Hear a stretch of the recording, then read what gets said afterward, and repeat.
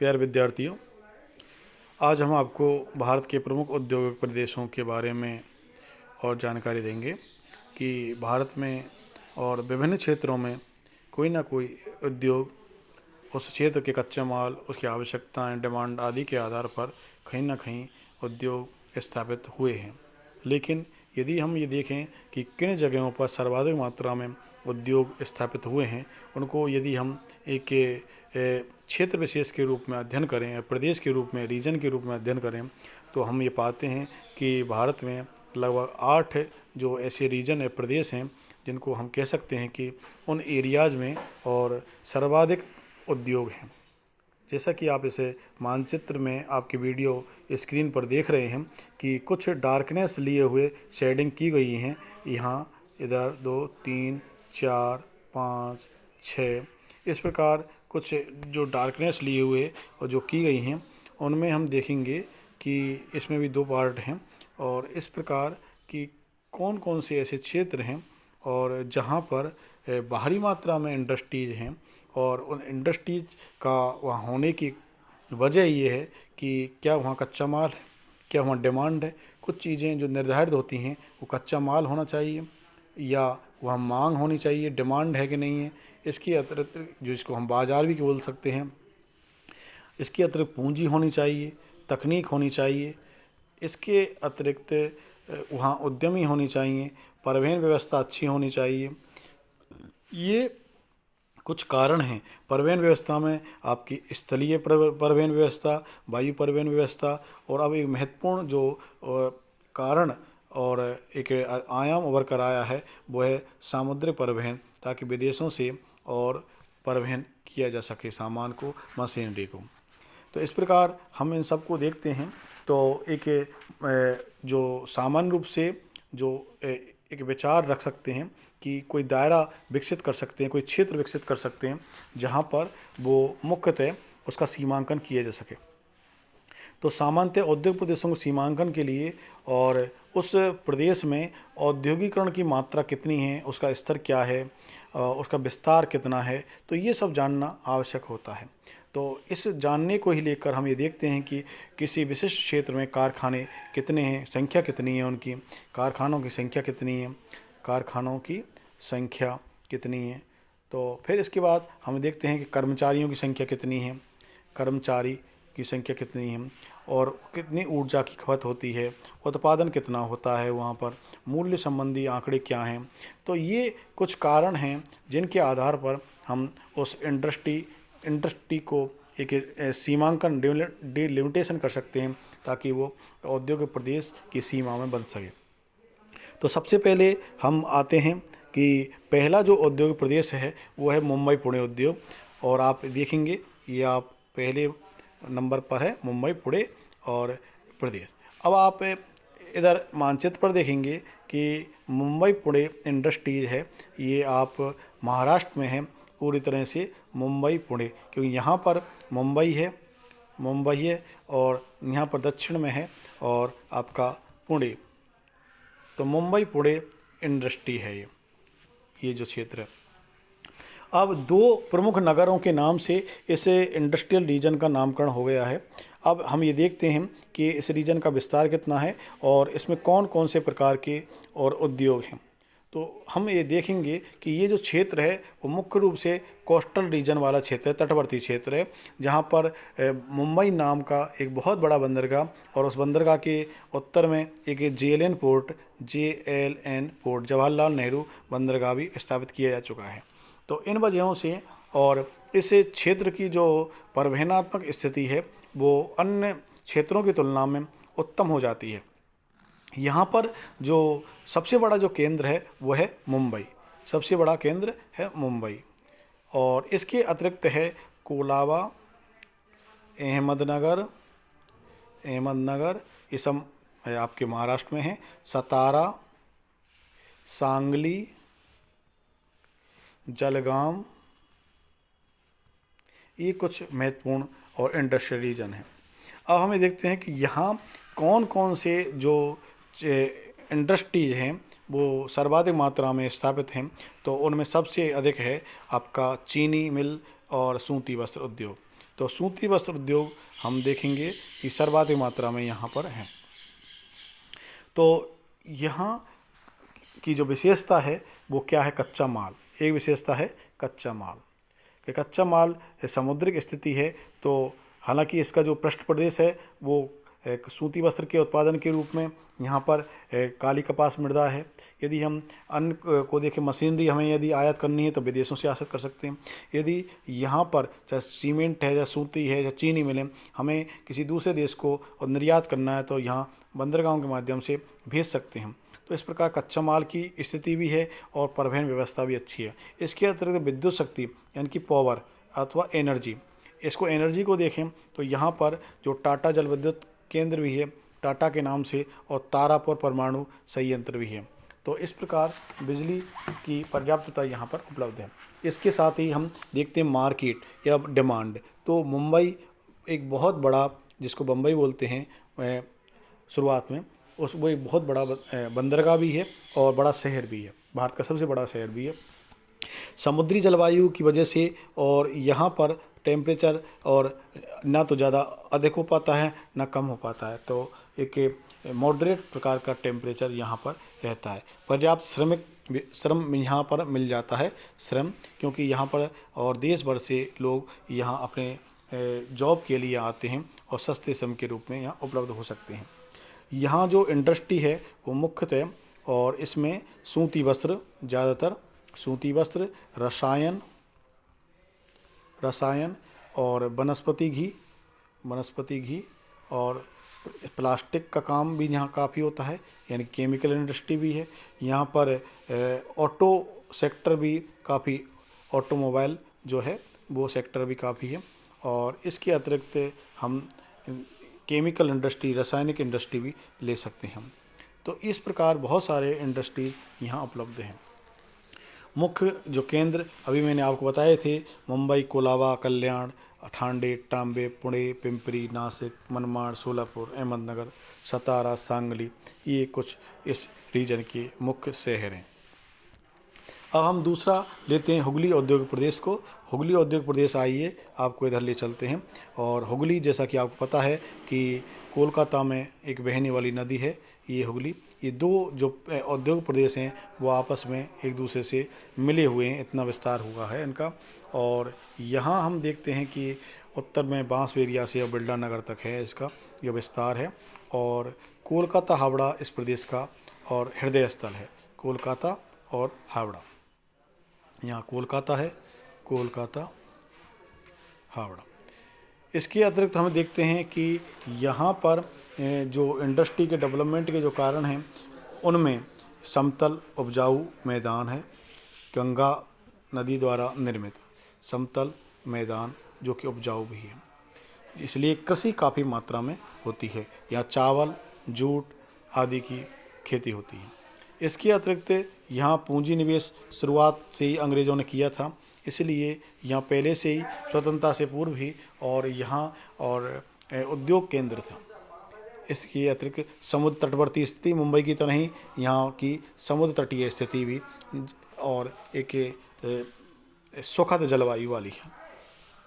यहाँ पर यदि पावर की बात करें, एनर्जी की बात करें, तो DVC, Damodar valley corporation, Damodar घाटी निगम, और यहाँ पश्चिम बंगाल में और पश्चिम बंगाल से नज़दीक वाले क्षेत्र में पर्याप्त कोयले के भंडार हैं, इसलिए कोयला से भी और एनर्जी अथवा पावर प्राप्त की जा सकती है, जिनमें आपका दुर्गापुर, रानीगंज या फिर झरिया आदि कोयले के और महत्वपूर्ण केंद्र हैं। सड़क परिवहन, रेल परिवहन पर्याप्त मात्रा में है, और कोलकाता और हल्दिया दो बड़े बंदरगाह भी और परिवहन की उत्तम व्यवस्था को बनाने में मददगार होते हैं। तो इस प्रकार हम ये देख रहे हैं कि यहाँ पर इस उत्तम जो स्थिति है स्थानीयकरण की वो मौजूद है ही। और यहाँ महत्वपूर्ण जो फसलें हैं उनमें अभी मैंने बताया था आपको, जूट और चावल महत्वपूर्ण फसलें हैं। इसके अतिरिक्त यहाँ चीनी मिलें, डीजल इंजन, चीनी मिल, इसके अतिरिक्त लोकोमोटिव जो डीजल इंजन आदि हैं, लोकोमोटिव वर्क्स होते हैं, केमिकल, रासायनिक वर्क काफ़ी होते हैं। इसके अतिरिक्त कागज़ का निर्माण, जैसे इससे पहले वीडियो में हमने टीटागढ़ पढ़ा था, कागज़ निर्माण होता है। और यहाँ पर इसके अतिरिक्त सीमेंट के केंद्र भी हैं और सीमेंट का केंद्र भी है। तो इस प्रकार बहुत सारे इंडस्ट्री यहाँ पर हैं। और प्रमुख केंद्रों में हम देखें यहाँ पर तो कोलकाता सबसे बड़ा केंद्र है ही, और कोलकाता के अतिरिक्त हावड़ा, हल्दिया और रिसरा और नेहाटी, टीटागढ़। तो इस प्रकार कुछ महत्वपूर्ण हुगली, त्रिवेणी, बांसबेरिया, बिरला नगर, ये कुछ केंद्र हैं। अब हम तीसरा देखते हैं और वो है बंगलौर तमिलनाडु इंडस्ट्री क्षेत्र। बंगलौर तमिलनाडु, जो कि आप देख रहे होंगे कर्नाटक, और ऊपर है कर्नाटक और नीचे है तमिलनाडु। तो इन दो राज्यों का एक विस्तृत केंद्र है और ये दक्षिण प्रायद्वीपीय क्षेत्र का केंद्र है। यहाँ हम देखते हैं बंगलौर से और मदुरई, यहाँ ऊपर बंगलौर और बंगलौर से मदुरई तक इसका विस्तार है, नीचे मदुरई तक इसका विस्तार है। यहाँ जो प्रमुख केंद्र हैं उनमें आप बंगलौर मदुरई के अतिरिक्त आप सेलम, ये तमिलनाडु का प्रमुख केंद्र है, यहाँ आयरन एंड स्टील कंपनी भी स्थापित है पास में ही, और नेवेली लिग्नाइट प्रकार का कोयला भी यहाँ मिलता है। अब हम इसके बाद देखेंगे कि इस क्षेत्र में कोयले के भंडार, जैसा मैंने अभी आपको बताया था कि कोयला यहाँ पर और नेवेली से मिलता है, लिग्नाइट भंडार है नेवेली में, लिग्नाइट कोयले के। इसके अतिरिक्त और पाइकारा जल विद्युत से यहाँ पर और एनर्जी प्राप्त होती है, विद्युत प्राप्त होती है। और यहाँ इस क्षेत्र को और एक इंडस्ट्री के हब के रूप में विकसित करने में जो कारक हैं वो है दोनों तटों की स्थिति, कि इधर पूर्वी पश्चिमी तट और इधर पूर्वी तट, इन दोनों के बंदरगाहों तक यहाँ की माल की अथवा यहाँ भेजने जाने वाली मशीनों की और सुगमता होती है। इधर आप देखेंगे कि यहाँ पर इधर नज़दीक ही चेन्नई है, इसकी यहाँ पर पास में ही एन्नौर है, दो बंदरगाह, नीचे तूतीकोरन है, इधर आपका केरल के कोचीन बंदरगाह है, इधर यहाँ आपका और न्यू मंगलौर बंदरगाह। इस प्रकार कई सारे बंदरगाह यहाँ पर उपलब्ध हैं। यहाँ यदि कच्चे माल की स्थिति देखें तो लौह अयस्क, कपास और सोना दक्षिण में कर्नाटक की खानों से निकलता है, कोलारहट्टी के खानों से। बॉक्साइट यहाँ एल्यूमिनियम उद्योग के लिए महत्वपूर्ण है, मैग्नेटाइट आदि अयस्क यहाँ उपलब्ध है। तटीय स्थिति जो है इसको स्वास्थ्यवर्धक है और उद्योगों के लिए अनुकूल है। और विद्युत के बारे में आपको बता ही चुका था कि पाइकारा विद्युत संयंत्र तो इसके साथ ही, और इधर जो शिव समुद्रम प्रपात भी है। और यहाँ कई भी नेशनल इंस्टीट्यूट हैं, जो रिसर्च इंस्टीट्यूट भी हैं, कई फसलों को लेकर या खनिजों को लेकर। यहाँ जो ज़्यादातर जो काम होता है इस एरिया में, और वो मुख्यतः जो काम है वो मशीन निर्माण का काम ज़्यादातर होता है, और मशीन निर्माण का काम ज़्यादातर होता है बंगलौर में। और इसके अतिरिक्त चीनी रेल डिब्बे यहाँ बंगलौर चेन्नई में है, रेल डिब्बा। और इसके अतिरिक्त दवा एंड केमिकल, दवा निर्माण, एल्यूमिनियम, फिल्म, चमड़ा, बिजली आदि का सामान का उत्पादन यहाँ होता है।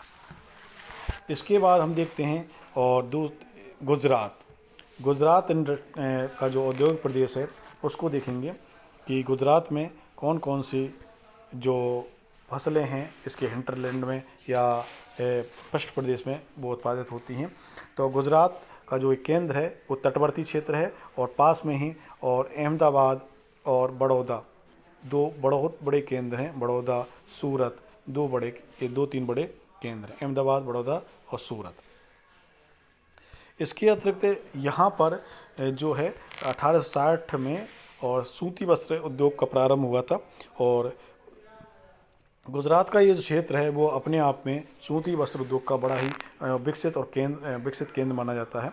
और यहाँ इसकी जो कच्चा माल है वो पर्याप्तता है, क्योंकि यहाँ पर काली कपास लाभायुक्त मृदा उपलब्ध है, जिससे सूती वस्त्र के उत्पादन के लिए कच्चा माल प्राप्त हो जाता है। परिवहन की उत्तम व्यवस्था है यहाँ पर, सड़क और रेल मार्ग की उत्तम व्यवस्था है, क्योंकि बड़े बड़े शहर हैं। कांदला बंदरगाह की यहाँ निकटता है, यहाँ पर कांदला उत्तर में यहाँ कांदला बंदरगाह की निकटता है। कांदला बंदरगाह की निकटता है, बंदरगाह की निकटता है, और सस्ते और कुशल श्रमिक यहाँ पर उपलब्ध हो जाते हैं। जैसा कि हमने पिछले वीडियो में पढ़ा था कि अहमदाबाद जो है, अहमदाबाद उसको पूर्व का बोस्टन भी कहा जाता है।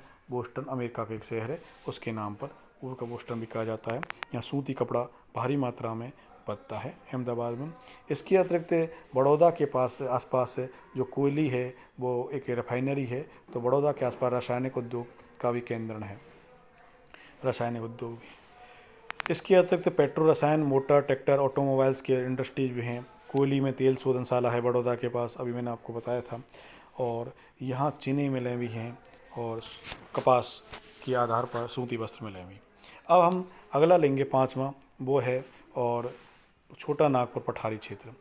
ये इसके पड़ोस में हुगली प्रदेश था। अब 5वां छोटा नागपुर। छोटा नागपुर का नाम आते ही हमें ये मालूम चल जाता है कि ये ऐसा क्षेत्र है कि जहाँ पर और विभिन्न खनिजों का एक अजायब घर है छोटा नागपुर, जो कि इसी दक्षिण प्रायद्वीपीय पठार का एक हिस्सा हुआ करता था। और यहाँ पर खनिजों की अधिकता है, खनिजों की अजायब घर के रूप में, और ये जाना जाता है। खनिजों की अधिकता है छोटा नागपुर पठार में, जो कि झारखंड में स्थित है। इसके अतिरिक्त यहाँ जो मुख्य जो खनिज हैं उनमें आपका कोयला और लोहा अयस्क, ये दोनों ही खनिज किसी भी देश के लिए बहुत आवश्यक हैं, क्योंकि एक कोयला जो कि एनर्जी रिसोर्स के नाम से जाना जाता है, और लोहा अयस्क जो कि आधारभूत और इंडस्ट्री के रूप में जाना जाता है। इसके अतिरिक्त यहाँ पर टिन, बॉक्साइट, अभ्रक, तांबा, मैंगनीज, चूना पत्थर पर्याप्त मात्रा में उपलब्ध हैं। इन्हीं उपलब्धता की वजह से और ये जो क्षेत्र है वो इंडस्ट्री का हब बना हुआ है। यहाँ पर रासायनिक उद्योग भी है और लौह इस्पात उद्योग भी है, चाहे उसमें बोकारो हो, चाहे आपका नज़दीक ही यहाँ पर दुर्गापुर हो, या फिर हम कह सकते हैं कि हीराकुंड के पास हो, राउरकेला हो। तो इस प्रकार बहुत सारे इंडस्ट्रीज यहाँ मौजूद हैं कोयला और आयरन ओर की अधिकता के आधार पर। चूना पत्थर की अधिकता के आधार पर यहाँ पर सीमेंट उद्योग भी हैं, और केमिकल के आधार पर भी हैं। यहाँ बरौनी में और बिहार में और एक रिफाइनरी मौजूद है, उसके आधार पर कागज़ उद्योग भी उपलब्ध है। तो यहाँ मशीन निर्माण और वर्क सिंदरी में, और सीमेंट उद्योग, कागज़ निर्माण आदि उपलब्धता यहाँ पर है। अब आगे देखेंगे 6वां विशाखापत्तनम। आप छठवां देखेंगे आप, विशाखापत्तनम इंडस्ट्री, विशाखापत्तनम ये जो विशाखापत्तनम अपने एक आंध्र प्रदेश का तटवर्ती क्षेत्र में स्थित शहर है, और वो बंदरगाह भी है।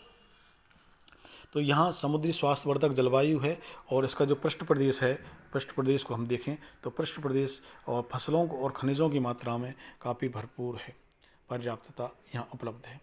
तो इस सब की उपलब्धता और विशाखापत्तनम के परिवहन की उत्तम व्यवस्था या उत्तम स्थिति इन दोनों के लिए ही बहुत महत्वपूर्ण अथवा निर्णायक साबित होती है। तो विशाखापत्तनम में हम देखते हैं कि जलयान निर्माण का केंद्र भी है, जलयान निर्माण भी होता है यहाँ पर।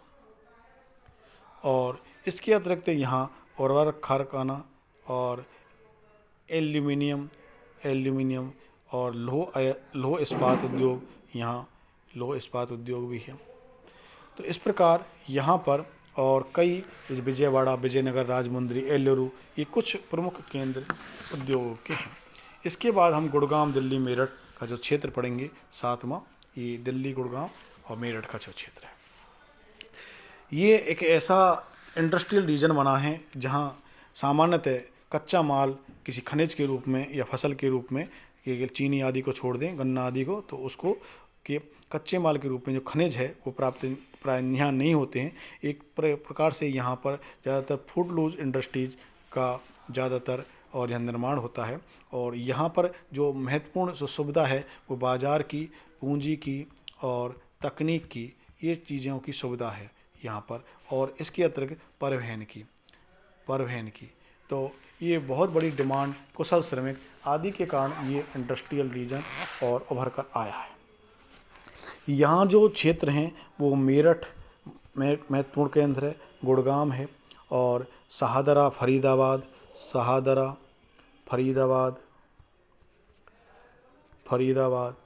आगरा, मथुरा, अम्बाला, गाजियाबाद, मोदीनगर ये प्रमुख केंद्र हैं। और अंतिम हम पढ़ेंगे कोल्लम तिरुवनंतपुरम औद्योगिक प्रदेश।